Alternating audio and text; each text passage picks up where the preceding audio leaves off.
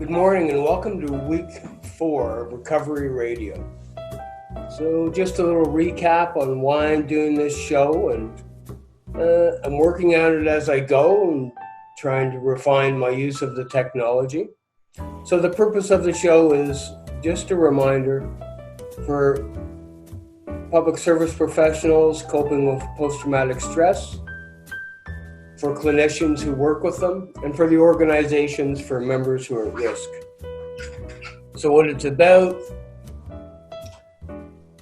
promoting the idea of psychological safety, the idea that we need to engage with it in our workplaces, and helping those with the condition and at risk of the condition in our institutions who employ them and support them.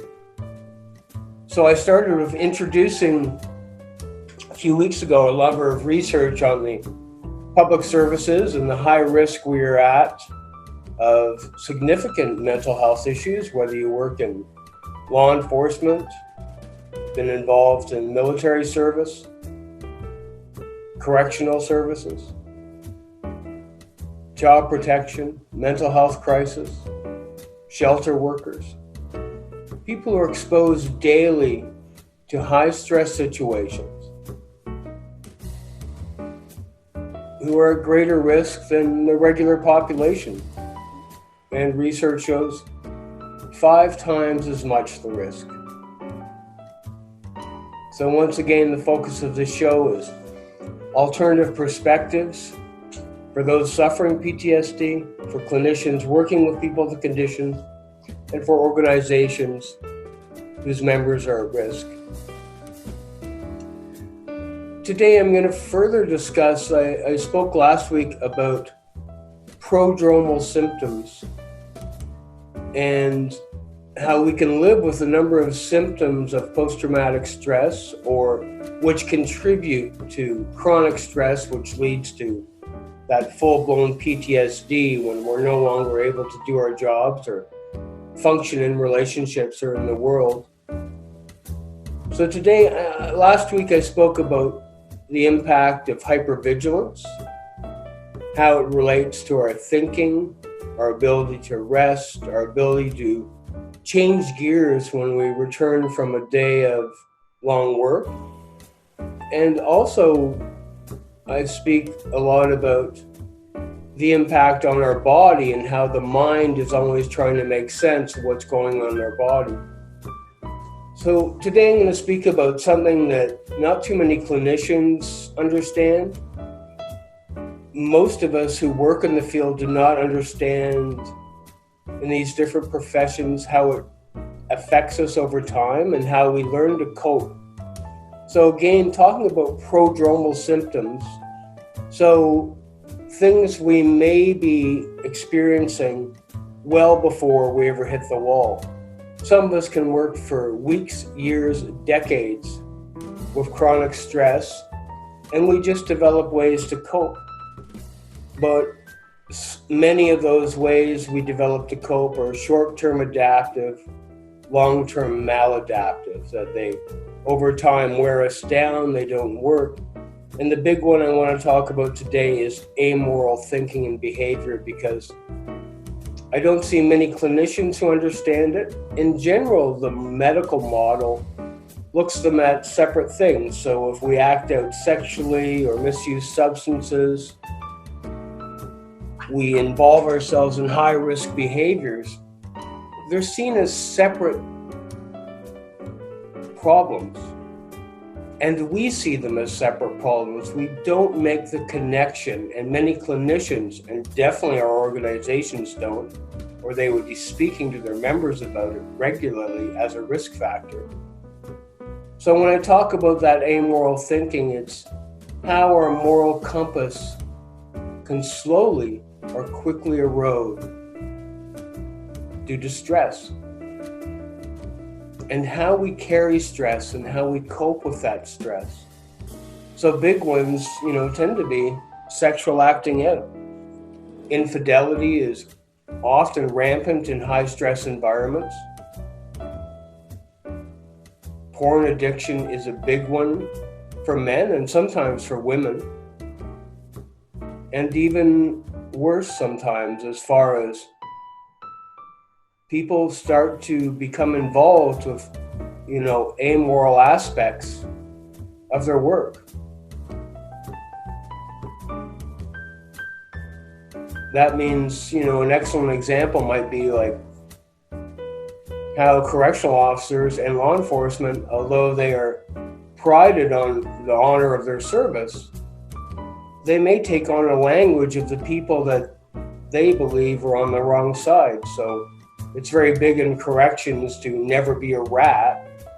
But this is, the term offenders and the culture of the offenders. For policing, it can be much the same. That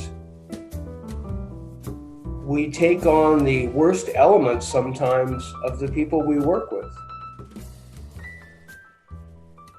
Another type of, amoral behavior that comes in and can slowly accumulate is substance misuse. And when I talk about substances, I'm not only talking about alcohol, cocaine, but even overeating.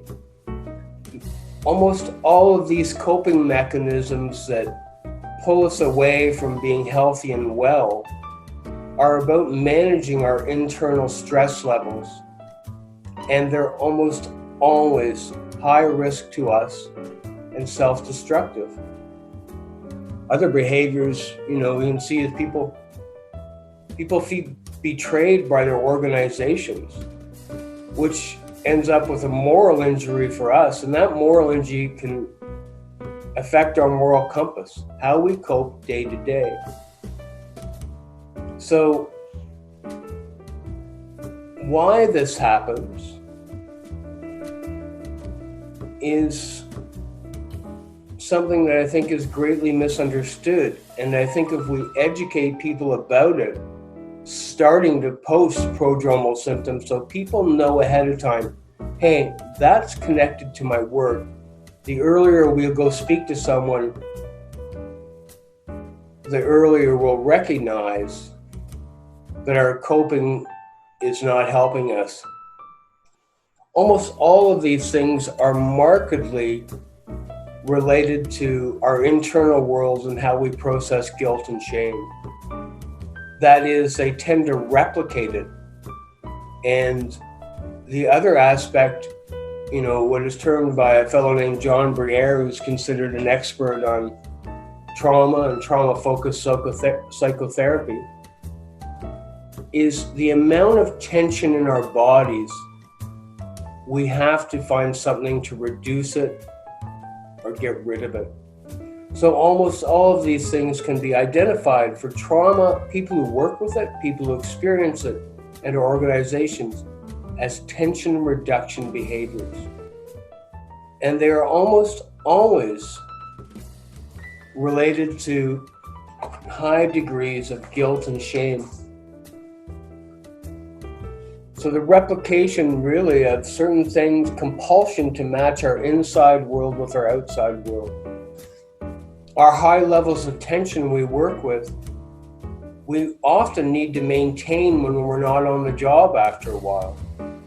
So that if we're not feeling stress, at risk, and those sort of things where we operate every day on the job, well, we feel empty, overwhelmed. We may not be able to engage what is going on inside us, so we look for things on the outside world to match it. So, and that often comes out in infidelity. We don't feel we can talk about our jobs with our partners, and then magically we identify someone at work that we can feel comfortable talking about and idealize that, and then at the same time as we're home, we're sort of living out that high degree of tension by maintaining this secret, by the excitation of that infidelity. Very much the same of, sexuality is so big for people under stress because it is the feeling part of the body. We can't think and feel at the same time, so when a person engages with sexual content, whether it's a fetish, whether it's infidelity, whether it's the shame associated with the chronic porn watching. So we're really sort of trying to match our inside world with our outside world. And this is not talked about much. It's considered, I think, a little distasteful by many people who work in the field. People understand it as separate things, but they are what I've seen over the last 12 years, and hey, I'm part of a club and have had to cope with many of these things myself. And often we don't look at them until we've hit that wall. So what I'm really promoting here today is we need to package this up and present to professionals in a way they can understand when they need to get help. These behaviors do something, over time, they do reproduce guilt, shame, and fear, which we've learned to live with in our inside world through our work and to repress. Very few professionals have an outlet where they can discuss the sadness they witness every day, the horror, feelings of betrayal from their employers, all the things that really contribute to chronic and ongoing stress. It often contributes to not only dysfunction of, how we function, we keep going a long time with these behaviors, sometimes till we hit the wall, but it contributes to toxic work environments. It contributes to social and family dysfunction. And almost always, there is an end dire impact on ourselves. It helps us to reduce the tension temporarily, but because our organizations, we ourselves don't understand how this tension builds up in us, how it affects our mind, it's good to remember, and I'll say this in the next few weeks more and more, it's never really about what it's about. So, we often think in our mind, I'm bad for doing these things. We replicate guilt and shame over and over because we don't see clearly that we're not getting outlets for our stress. Things are building up that we don't connect with the overwhelming aspects of our work.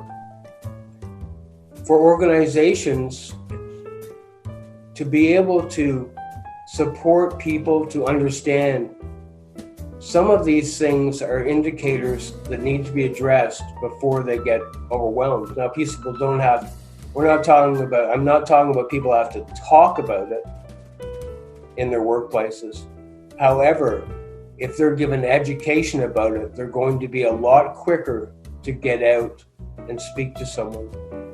Again, because we're dealing with the power of guilt and shame, it makes it harder to access treatment. So people are less likely to go to talk about their chronic infidelity and what's happening to them if they don't understand where it's coming from and why they're doing it. They'll feel greater and greater amounts of guilt and shame, so it really stops us without education to making that connection and getting really help. Our organizations don't understand the impact on the workplaces. And clinicians, I think sometimes they're tenuous. They don't like to discuss, or they don't understand these aspects. Many people educated in the kind of traditional medical model do see a number of these behaviors as isolated from the whole person and their profession, and how it may amplify things that go back into our childhood.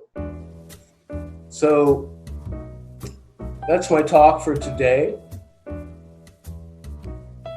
And I want us to start thinking differently and more holistically about a number of these symptoms we're having before we ever hit that wall of PTSD, when people can't function anymore, have lost their relationships, our workplaces are toxic and non-supportive. So that's it for WG McLaughlin today. And I won't be producing a show next week, but I will come back the week after. And we'll continue to refine and be more direct in promoting this material. There's my information on the screen. If you have any feedback or questions about the show, if you want to check out my website. Have a good day and be safe.